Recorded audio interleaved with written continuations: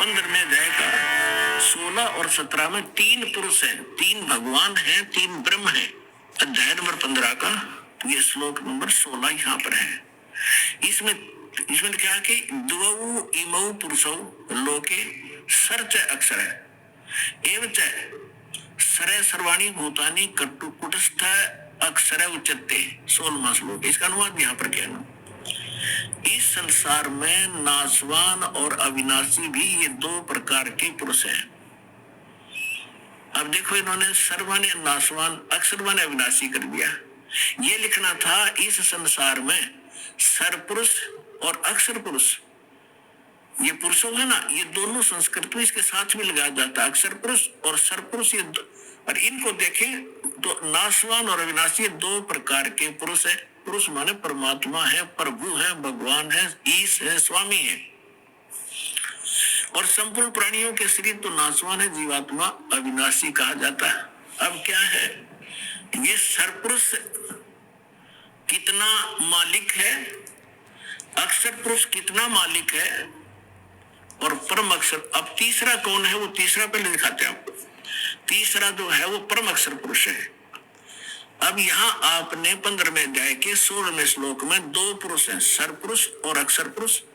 ये 2 प्रकार के पुरुष हैं, और इनके अंतर्गत जितने प्राणी हैं वो नाशवान है, और ये स्वयं भी नाशवान है। जीवात्मा तो गधे की भी नहीं मरती, कुत्ते की भी नहीं मरती। अब यहाँ देखो 15वें अध्याय के 17वें श्लोक में क्या लिखा है कि उत्तम पुरुष है तू अन्य। ये उत्तम पुरुष माने श्रेष्ठ परमात्मा तो इन दोनों से अन्य है, सर पुरुष और अक्षर पुरुष से। सर पुरुष सर और अक्षर, नाशवान और नाशी, ये 2 प्रकार के पुरुष हैं। इसमें लिखा 17वें श्लोक में 15वें अध्याय के कि उत्तम पुरुष है तू अन्य परमात्मा इति उदाहरते हैं। ये लोग तरम आविश्य विवर्ती अवैश्वर है। उत्तम पुरुष तो अन्य ही है, इन दोनों से कोई और है, वो श्रेष्ठ भगवान परम अक्षर ब्रह्म। तीसरे नंबर का उत्तम पुरुष तो अन्य ही है, जो तीनों लोकों में प्रवेश करके सबका धारण पोषण करता है। वो अविनाशी परमेश्वर परमात्मा इस प्रकार कहा जाता है। इसी 15वें अध्याय के प्रथम मंत्र में ये देखिएगा, 15वें अध्याय का प्रथम मंत्र में इसमें कहा है कि ऊर्ध्व मूलम अधः शाखम अश्वत्थम प्राहु अवम छंदासी यस्य प्रणानी ये तम वेद स वेदवित्।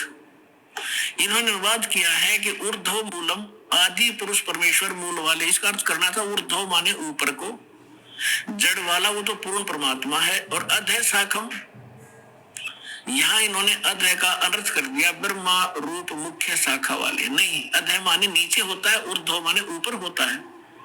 इसमें अधः 2 बार है, अधः अधः, ये दूसरे श्लोक में। अब यहाँ इन्होंने, और ऊर्ध्व भी है, यहाँ देखो, इन्हीं का अनुवाद देखते हैं। अधः माने नीचे है, अधः माने नीचे, अधः माने नीचे, और ऊर्ध्व माने ऊपर, ऊर्ध्व माने ऊपर। अब यहाँ देखो, हम फिर आगे वापस 15वें अध्याय के प्रथम श्लोक में, ऊर्ध्व मूलम अधः शाखम, ऊर्ध्व मूलम अधः शाखम, ये अधः शाखम, यह ऊर्ध्व मूलम अधः शाखम अश्वत्थम प्राहु अवम अविना छंदासी यस्य प्रणानी ये तम वेद स वेद।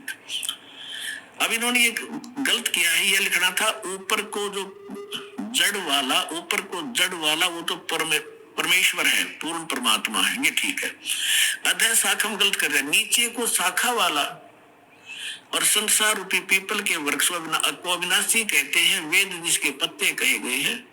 और उस संसार वृक्ष को जो व्यक्ति, जो संत मूल सहित तत्व से जानता है, वह है सवेदवित, वह वेद के तात्पर्य को जानने वाला है, वह है वो तत्वदर्शी संत है, जो इस संसार रूपी वृक्ष के सभी विभागों को बता देगा। ये देखिएगा, संसार रूपी वृक्ष दिखाता हूं आपको पहले। ये है ऊर्ध्व मूलम अधः शाखम, अधः शाखम,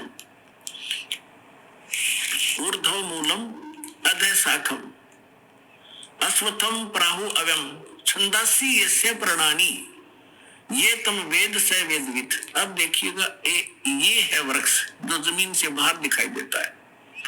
परमेश्वर ने, कबीर परमेश्वर जी ने 600 वर्ष पहले अपना ज्ञान बताया था एक, और वो लीला ऐसी ही करते हैं, अपने मुख कमल से यथार्थ ज्ञान बोलते हैं और उस ज्ञान को फिर लिपिबद्ध कर लिया जाता, वो सच्चिदानंद घन ब्रह्म की वाणी कहलाती है। उसमें उन परमात्मा ने कहा था अक्षर पुरुष एक पेड़ है और सरपुरुष वाकी डार, निरंजन कहो सरपुरुष कहो, और तीनों देवा शाखा है बाई पाते रूप संसार। उस परमेश्वर ने, वो परमात्मा जैसे रामानंद जी को मिले थे, स्वामी रामानंद जी को,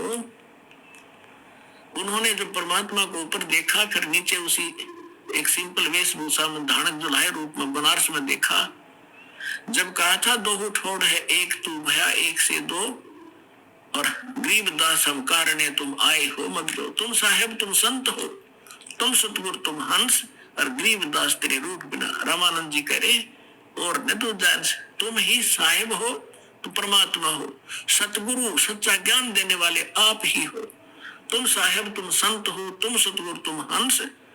और गरीबदास जी, जैसे तुलसीदास जी ने रामायण को लिखा था, चित्रार्थ किया था, उस प्रकार गरीबदास जी को परमात्मा ने जो दृष्टि दी थी, वो सारी सच्चाई गरीबदास साहिब जी ने अपनी वाणी में लिखा, इसलिए गरीबदास जी का नाम आता है। लेकिन वार्ता चल रही है रामानंद जी और परमात्मा की। तुम साहेब तुम संत हो, तुम सतगुरु तुम हंस, गरीबदास तेरे रूप बिना और न दूजा हंस। बोलत रामानंद जी सुनो कबीर करतार, कहे कबीर गरीबदास सब रूप के तुम ही सिरजनहार। तो यहाँ बताया जाता है कि तुम सतगुरु भी आप ही हो, सच्चा ज्ञान आपके बिना इस पृथ्वी में कोई जानता ही नहीं।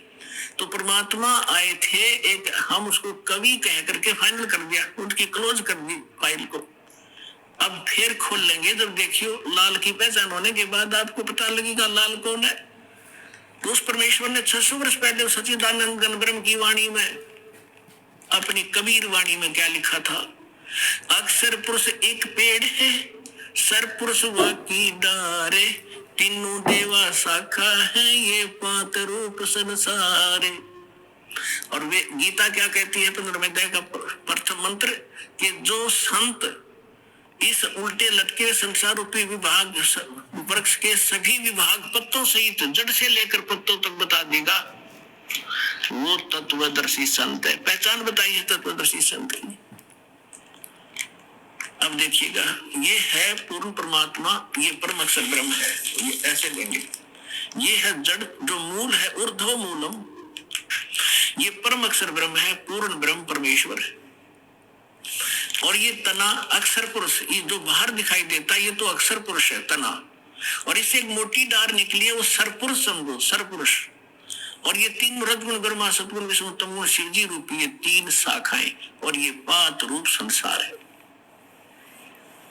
ये पांच रूप हम हैं आगे, और मूल कौन है, ये स्वयं है परमात्मा, ये स्वयं है परमात्मा। ये देखिएगा, ये कौन है, ये कबीर साहिब है, पूर्ण ब्रह्म कबीर साहिब परम अक्षर ब्रह्म।